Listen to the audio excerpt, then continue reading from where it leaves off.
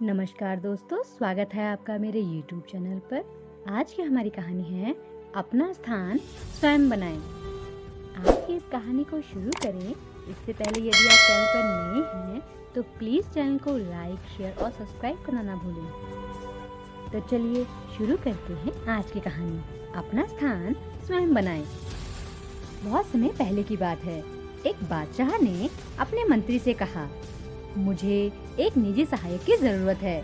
आपकी दृष्टि में कोई हो तो ले आए, पर इतना ध्यान रखें कि आदमी अच्छा हो। बहुत दिनों की जांच पड़ताल के बाद मंत्री को एक आदमी सही लगा। मंत्री ने उसकी नौकरी छुड़वा दी और उन्नति का आश्वासन दे बादशाह के सामने पेश किया। बहुत देर तक तो बादशाह को अपनी बात ही याद न आई। बाद में बोले, हाँ, उस समय शायद कोई बात मन में थी, पर अब तो कोई बात नहीं है। मंत्री ने कहा, हुजूर, मैंने इसे हजारों में से छांटा है और इसकी बढ़िया नौकरी छुड़वा कर लाया हूँ। बादशाह ने जरा सोचकर कहा, हमारे पास तो इस समय कोई काम नहीं है, पर तुम इतना कह रहे हो तो हम अपने निजी कार्यालय में चपरासी रख सकते हैं। वेतन 15 रुपए मिलेंगे।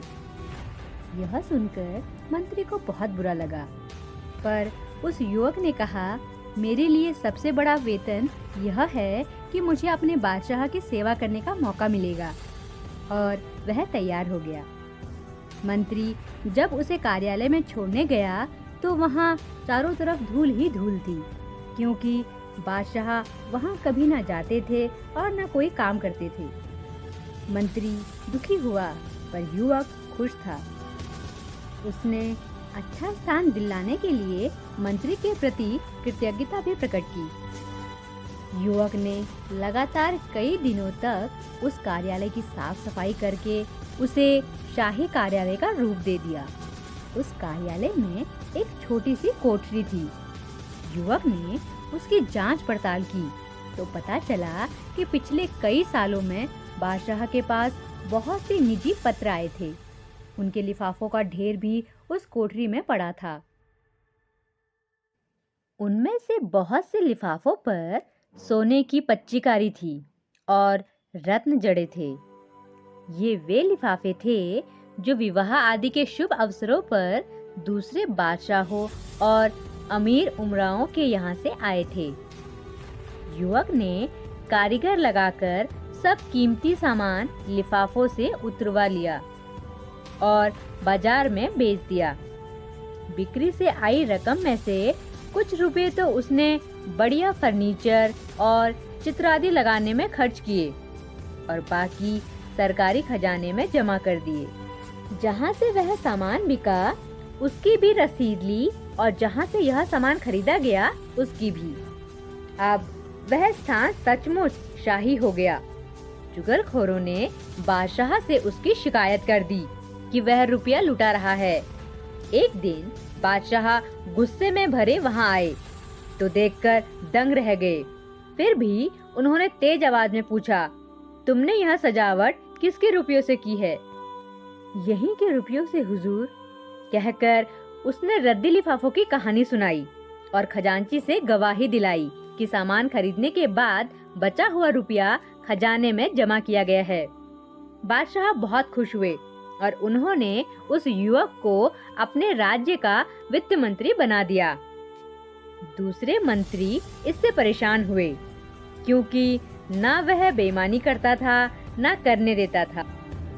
जो भी मंत्री बादशाह के पास जाता किसी न किसी बहाने उस युवक की शिकायत करता, जिससे कि वह बादशाह की नजरों से गिर जाए। एक रात 2 बजे बादशाह ने अपने सेनापति को बुलाकर कहा, हमारे सब मंत्रियों को उनके घरों से उठाकर इस कमरे में ले आओ और हाँ, वे जिस हालत में हो उसी हालत में लाया जाए। समझ लो हमारे हुक्म को।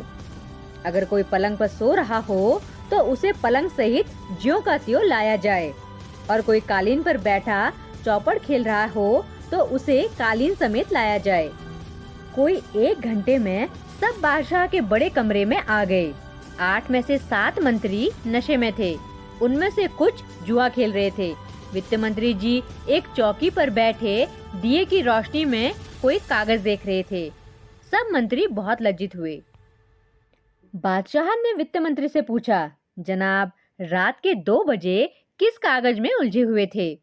वित्त मंत्री ने उत्तर दिया, हुजूर, दूर के इलाके से इस साल का जो राजकर आया है उसमें पिछले साल से 1 पैसा कम है, इसलिए बार बार देख रहा था कि जोड़ में भूल है या सचमुच पैसा कम है। बादशाह ने अपनी जेब से 1 पैसा फेंककर कहा, लो, अब हिसाब ठीक कर दो। वित्त मंत्री ने नम्रता के साथ पैसा वापस करते हुए कहा, हुजूर, पैसा तो मैं भी डाल सकता था, पर यदि पैसा कम है और उसके लिए पूछताछ ना हुई तो इससे अफसरों के काम में ढील और उनके मन में बेईमानी पैदा होगी। बादशाह बहुत खुश हुए और उन्होंने उस युवक को अपना प्रधानमंत्री बना लिया। आज की ये कहानी पसंद आई हो तो प्लीज़ चैनल को लाइक, शेयर और सब्सक्राइब करना ना भूलें। Thanks for watching.